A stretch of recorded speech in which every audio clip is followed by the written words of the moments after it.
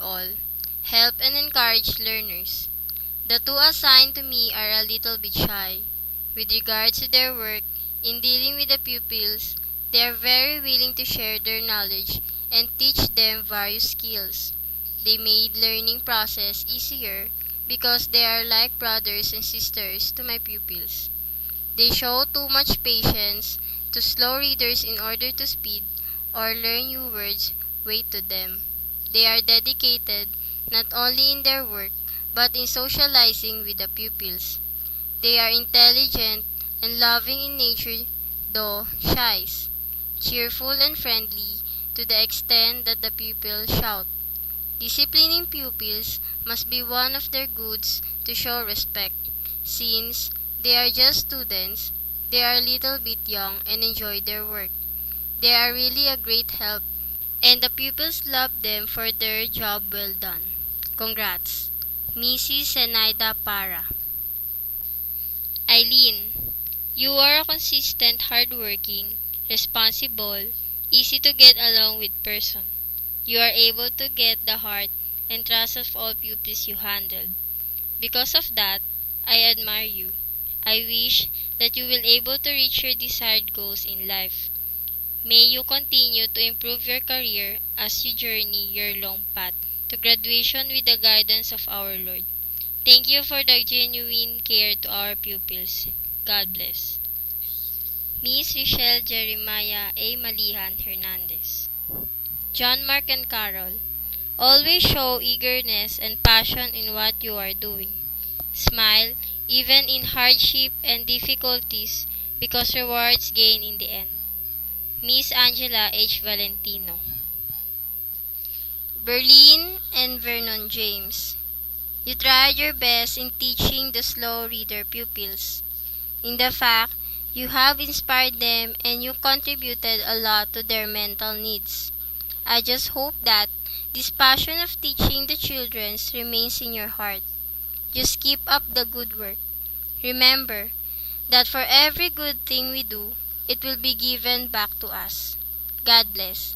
Miss Lilia C. Herpacio. Lani Bernales and RJ Villaruz, both of you showed willingness in helping my slow readers. You also assist my pupils in doing their science activities. Miss M. Dohilos.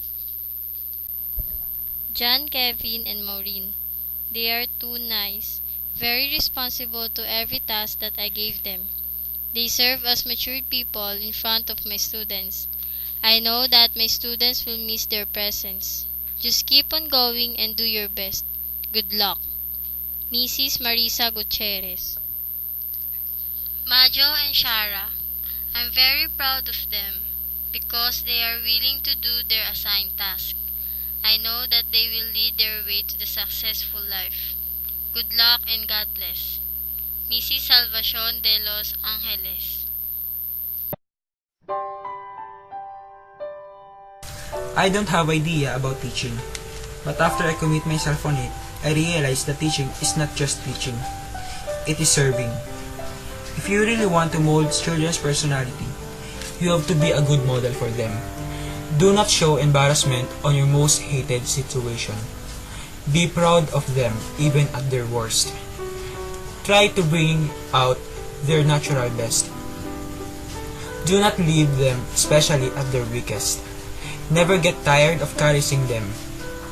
Touch their heart and make them to realize that life is not easy as what they think.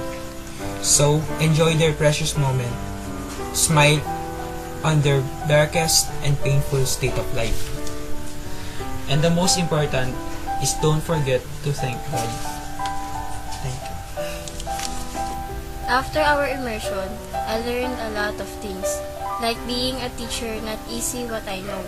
Now, I understand why teachers easily get angry because they just want to discipline their student. I also learned to be more patient to those naughty and noisy pupils.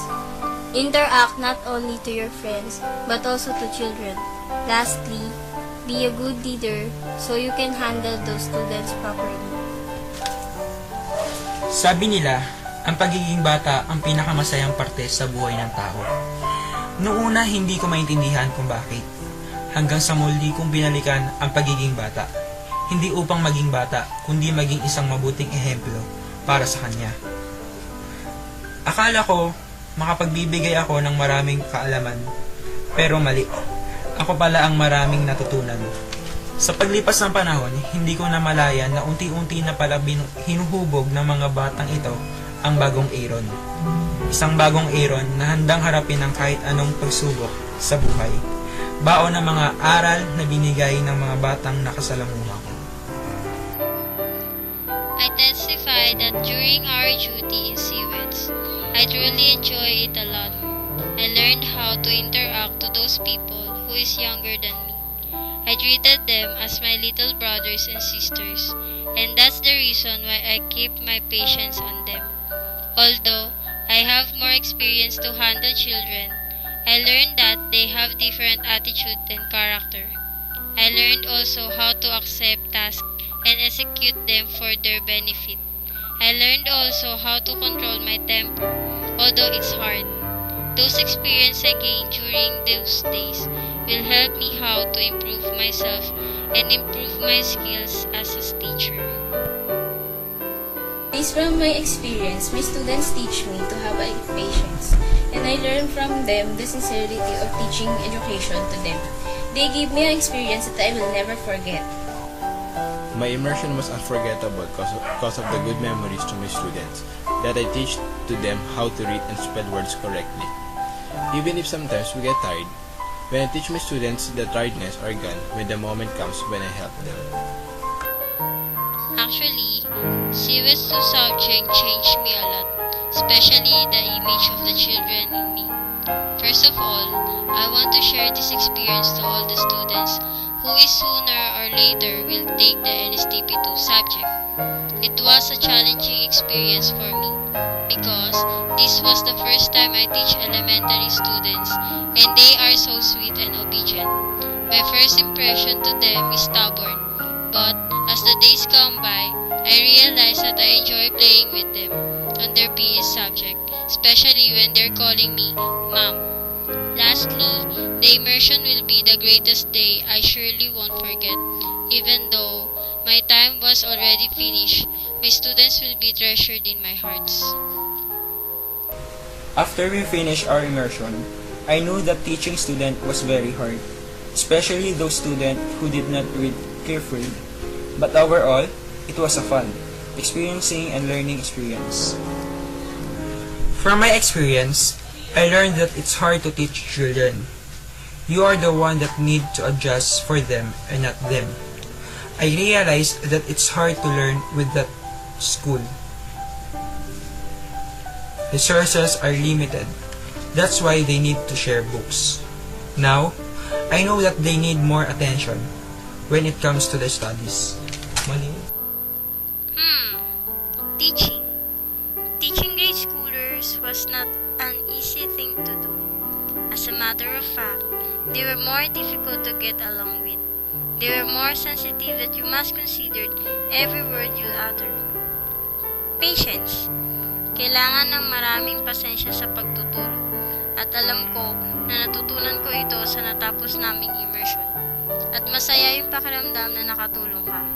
Na natuto sila sa tulong mo.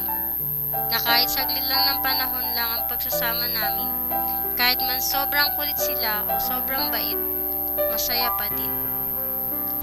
Ang natutunan ko sa pagtuturo namin sa mga grade 4 students ay ang pagtiyagaan ng mga bata kahit sila ay sobrang pasaway at maingay.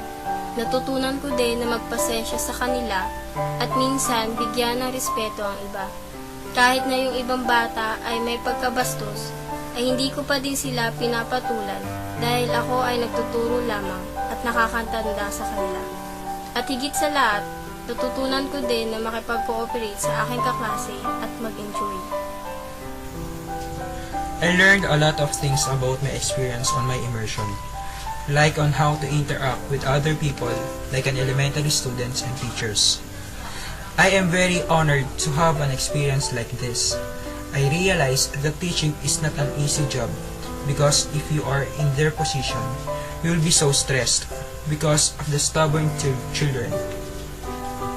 However, also enjoyed to teach because after the hard work of teaching, your students